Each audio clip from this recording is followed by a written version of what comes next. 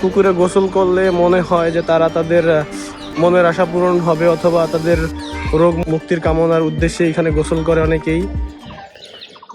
এই সেই জায়গা ফরিদপুরের কাটাগড়, সেই বিখ্যাত মেলা।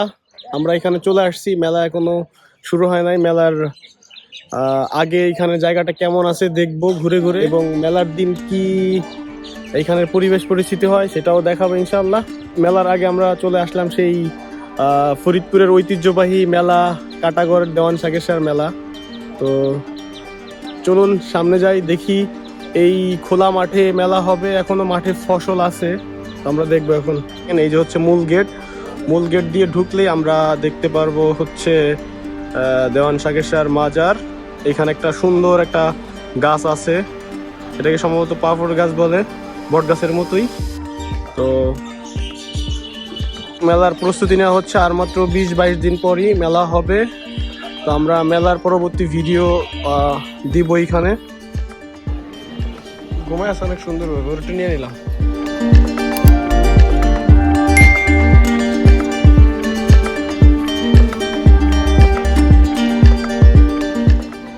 তোমার একটু রাখি ভিতরে।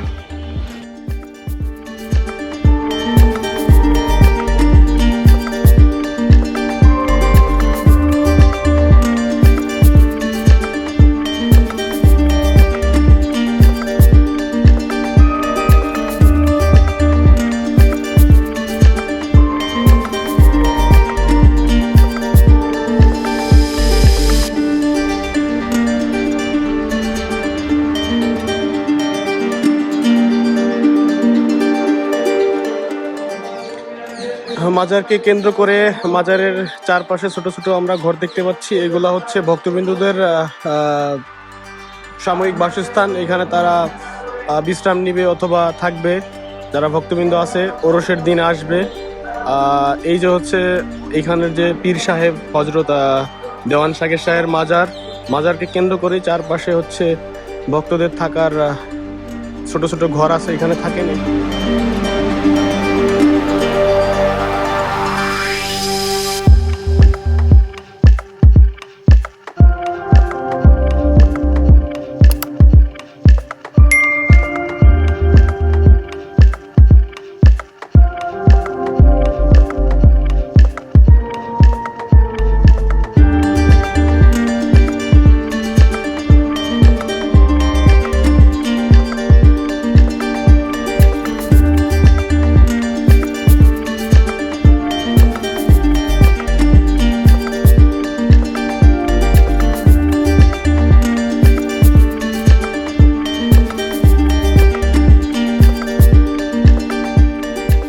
এর চারপাশে হচ্ছে ভক্তবিন্দুদের থাকার বাসস্থান। এখানে তারা বসবে ওরসের দিনে, সাপ্তাহিকভাবে গান বাজনা হয়, তারা এখানে আসে, আসর জমে, সুন্দর একটা পরিবেশ। এইখানে দেখা যাচ্ছে একটা দিঘির মতো, এটা কাইন্ড অফ দিঘি বলতে পারেন অথবা পুকুর বলতে পারেন। এখানে দুইটা ঘাট আছে, একটা হচ্ছে পুরুষদের জন্য আর এই সাইডে হচ্ছে নারীদের জন্য সুব্যবস্থা আছে এবং পর্দা করা সুন্দর ব্যবস্থা। এখানে ভক্তবৃন্দরা আসে, গোসল করে।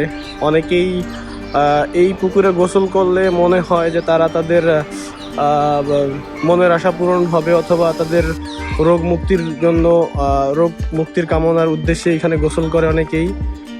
এই উদ্দেশ্যে এখানে আসেন। এখানে সুন্দর একটা গাছ আছে, এখানে বসারও সুন্দর ব্যবস্থা আছে, মানুষজন আসে, বসে, খুব সুন্দর ব্যবস্থা।